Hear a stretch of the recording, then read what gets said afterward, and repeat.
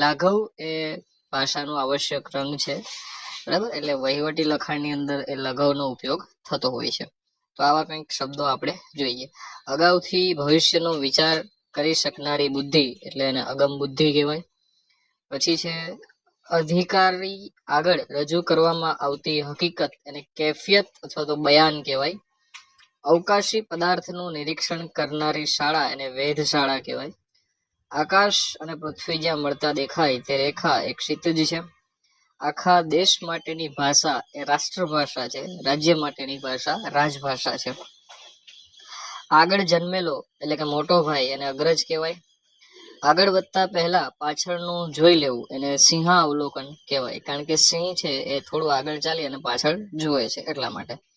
આવક તથા ખર્ચનો અડસટ્ટુ એટલે સરવૈયું અંદાજપત્ર કહેવાય એને. આવેલી તકનો ઉપયોગ કરી સ્વાર્થ સાધનાર એને તક સાધુ કહેવાય. આંખ આગળ ખડું થઈ જાય તેવું એને આબેહૂબ અથવા હુબહુ કહેવાય. ઉત્પન્નમાંથી સરકારને આપવાનો ભાગ એને લેવી તરીકે ઓળખવામાં આવે. ઉપકાર પર અપકાર કરનાર કૃતજ્ઞ અથવા તો નિમક હરામ. ઉપર જણાવ્યા મુજબ એટલે ઉપરયુક્ત. ઓળા રૂપે આલેખાયેલું ચિત્ર એટલે છાયા ચિત્ર. એક જ સમયમાં થઈ ગયેલું સમકાલીન અથવા સમસામયિક.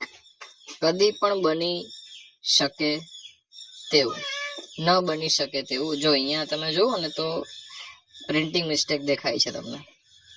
કદી પણ ત બની શકે નહીં, કદી પણ ન બની શકે તેવું. શું આવશે? ન બને, એટલે અસંભવિત, અશક્ય. આગળ જોઈએ. કમરથી ઉપરના ભાગનું ચિત્ર અને અરુણ ચિત્ર કહેવાય. કરી શકાય નહીં તેવું અશક્ય. કલ્પી કે સમજી ન શકાય તેવું અકલ્પ્ય. કરેલો ઉપકાર ન ભૂલનાર એટલે નિમક હલાલ અને કૃતજ્ઞ. જો અહીંયા કન્ફ્યુઝ ના થતા, આ જે છે નિમક હરામ છે અને આ જે છે હલાલ છે. કાયદાથી મના કરેલું એટલે કે ગેરકાયદે. કોઈ પણ વિજ્ઞાનની સાંકેતિક ભાષા એટલે પરિભાષા. કોઈની સાથે સરખાવી શકાય નહીં તેવું અનુપમ. કોઈની પણ મદદ ન લે તે સ્વાશ્રયી અથવા સ્વાવલંબી. કિંમત ન કરી શકાય તેવું માફ કરજો અમૂલ્ય, અમૂલક, અણમોલ. ખજાનાની સંપત્તિ સાચવનાર ખજાનચી. ખૂટે નહીં તેવું અખૂટ. ગણી શકાય નહીં તેટલું અગણિત, અસંખ્ય, અગણ્ય. આગળ વધીએ. ગામને પાદર ઘેટા બકરા રાખવાનું ભરવાડોનું ઠેકાણું. ખાસ યાદ રાખજો, આઈએમપી કહી શકાય ઝોકડું. ગામનો વહીવટ કરનારી સંસ્થા એટલે ગ્રામ પંચાયત. ઘણા પોકાર છતાં કોઈ ન સાંભળે તે અરણ્ય રુદન. છાપરાના નળિયા વ્યવસ્થિત કરનાર એટલે સંચારો. છાપાને ખબર મોકલનાર ખબરપત્રી. જાણવાની ઈચ્છા વાળું જિજ્ઞાસુ. અનંત જેનો છેડો નથી તેવું. જેનો કોઈ બેલી નથી તે અનાથ, નિરાશ્રિત અથવા તો નિરાધાર. જેનો નાશ ન થાય તેવું અવિનાશી. જેની જોડ ન મળી શકે તેવું અજોડ, અદ્વિતીય, અનન્ય, બેનમૂન.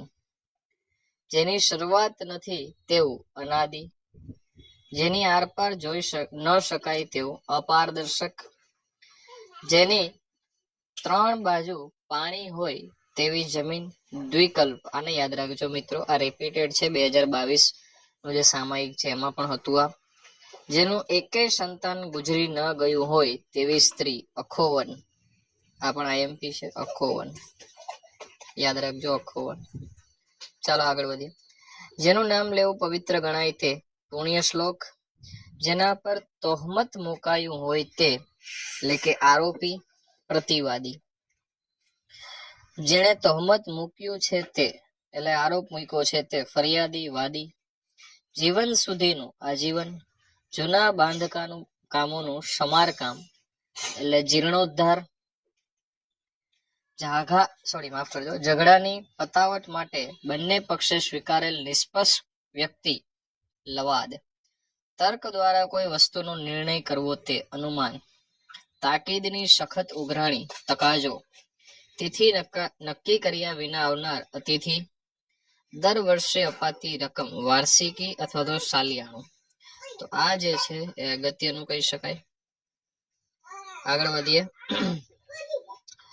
દરરોજ છપાતું વર્તમાન પત્ર લે, બરાબર. ચાલો દૈનિક કહીશું એને. દરેક વસ્તુમાં ખોટું પરિણામ જોનાર નિરાશાવાદી, દરેક વસ્તુમાં સારું પરિણામ જોનાર આશાવાદી. દિવસનો કાર્યક્રમ દિનચર્યા, દેખાતું બંધ થવું તે અદ્રશ્ય, ધાર્મિક ક્રિયાને અંતે અપાતું દાન દક્ષિણા, નિરાધાર બાળકોને રહેવાનું સ્થળ અનાથાશ્રમ, પહેલા થઈ ગયેલું પુરોગામી, પહેલા કદી ન બન્યું હોય તેવું અપૂર્વ અથવા અભૂતપૂર્વ, પગાર લીધા વિના સેવા ખાતર કામ કરનાર માનાર્હ, 25 વર્ષ પૂરા થયે ઉજવાતો ઉત્સવ રજત મહોત્સવ, 50 વર્ષ પૂરા થયે ઉજવાતો ઉત્સવ સુવર્ણ મહોત્સવ, પાછળ આવનારું અનુગામી, પછી જન્મેલો ભાઈ એ નાનો ભાઈ અથવા તો અનુજ, પાણી વગરની રેતાળ જગ્યા એ મરુભૂમિ છે, પોતાની જાતે સેવા આપનાર તત્પર એટલે સ્વયંસેવક, પછી પોતાની તરફથી કામ કરવાની સત્તા આપનારો પત્ર એટલે મુખત્યારનામો, પોતાના હાથે લખાયેલું પોતાનું જીવન વૃત્તાંત એને આત્મકથા કહેવાય, પોતાની જાતનું અર્પણ કરવું તે આત્મભોગ સ્વાપરણ, પોતાની જાતની છેતરપિંડી આત્મવંચના, પોતાની જાત ઉપર આધાર રાખનાર આપકર્મી, પોતે જ પોતાની પ્રશંસા કરવી તે આત્મશ્લાઘા, પ્રજાની માલિકી નું બનાવવું તે રાષ્ટ્રીયકરણ, પ્રણામ કરવાની વિધિ પાય લાગણ, બધી પરિસ્થિતિનું ઉપરથી અવલોકન કરવું વિહંગાવલોકન, બે મોટા સમુદ્રને જોડનારી ખાડી સામુદ્ર ધુની, આ યાદ રાખજો સામુદ્ર ધુની, ભવિષ્યની આગાહી કરનારી આવશે અહીંયા, કરનારી વાણી એ ભવિષ્યવાણી છે. ભાગી શકાય તેવું વિભાજ્ય, ન ભાગી શકાય તેવું અવિભાજ્ય, ભારત બહાર સ્થાનોમાં લઈ જવાતા મજૂર પાસે કરાવી લેવાનો કરાર એને ગિરમિટ તરીકે ઓળખવામાં આવે છે. નવું છે ગિરમિટ એટલે યાદ રાખવું. આગળ જોઈએ. ભાવિનો વિચાર પ્રથમથી કરી શકે તે દૂરઅંદેશી, મરણ વખતનું ખતપત્ર વસિયતનામું, મહેનત કરીને જીવનાર શ્રમજીવી, માપ બાંધીને કરાતી વ્યવસ્થા માપબંધી, મીઠું પકવવાની ક્યારી કે જમીન અગર છે, મૂલ્ય આપવા વિના જોવા લીધેલો માલ જાંગડ છે, મોટી ઉંમરનાને અપાતું અક્ષર જ્ઞાન અથવા શિક્ષણ એ પ્રૌઢ શિક્ષણ છે, યંત્ર વગર હાથથી ચાલતો ઉદ્યોગ હસ્ત ઉદ્યોગ અથવા હાથ ઉદ્યોગ, આ પ્રૌઢ શિક્ષણ છે એ અગત્યનું કહી શકાય. રણમાં આવેલો લીલોતરી વાળો પ્રદેશ રણદ્વીપ છે, રાજ્યની ખટપટોમાં રચ્યો પચ્યો રહેનાર મુત્સદી, રોગનું નિદાન કરવું તે ચિકિત્સા, રોગના મૂળ કારણની તપાસ એ નિદાન છે, લખતા વાંચતા આવડવું તે અક્ષર જ્ઞાન, લાગતા વળગતાની જાણ માટે ફેરવાતો પત્ર પરિપત્ર, લાંબો અને વિશાળ અનુભવ ધરાવનાર પીઢ, તો પીઢ પણ અગત્યનું છે, લેખકે ધારણ કરેલું બીજું નામ ઉપનામ તખલ્લુસ, લોકોમાં કીર્તિ મેળવવાની ઈચ્છા લોકેશના, કીર્તિની સંધિ જોડણી યાદ રાખવી, વધારીને વાત કરવી તે અતિશયોક્તિ અત્યોક્તિ, વપરાશની ચીજોના સરકારે બાંધેલા ભાવ એટલે ભાવ નિયમન, વસ્તુ ખૂટે નહીં તેવું એટલે અક્ષય પાત્ર, આ ટેક્સ્ટબુક નું હોવાથી અગત્યનું છે. આગળ જોઈએ. મૃત્યુને જીતનાર મૃત્યુંજય, વસ્તુ સાથે નિસ્બત ધરાવે તેવું સુસંગત, શબ્દશઃ નહીં પણ મૂળના ભાવવાળો અનુવાદ ભાવાનુવાદ, શબને ઓઢાડવાનું કપડું કફન, શબ્દોના વધુ પડતા ઉપયોગ વાળું એટલે કે શબ્દાળું. શું કરવું તે સૂઝે નહીં તેવી વ્યવસ્થા કે અવસ્થા એટલે કિંકર્તવ્ય મૂઢ. આઈએમપી છે, યાદ રાખજો. શેષ રાખ્યા વિના ભગાય નહીં તેવું અવિભાજ્ય. સરકાર તરફથી ખેતી માટે અપાતું ધિરાણ એ તગાવી. સમજ્યા વગર ખોટી આસ્થા હોવી તે અંધશ્રદ્ધા. સમાન અર્થવાળો અન્ય ભાષાનો શબ્દ એટલે પર્યાય. સમુદ્રમાં રહેલો અગ્નિ એ વડવાનલ અથવા વડવાગ્નિ. સરખી ઉંમરનું સમવયસ્ક. સર્વ રાષ્ટ્રોને કે તેમના સંબંધને લગતું આંતરરાષ્ટ્રીય. સંકટ સમયે દૂર રહેનાર મિત્ર તાળી મિત્ર. સાચવી રાખવા સોંપેલી વસ્તુ અનામત અથવા થાપણ. ખરેખર અહીંયા અમાનત આવવું જોઈએ. સારા નરસાને પારખનારી શક્તિ એટલે વિવેક બુદ્ધિ.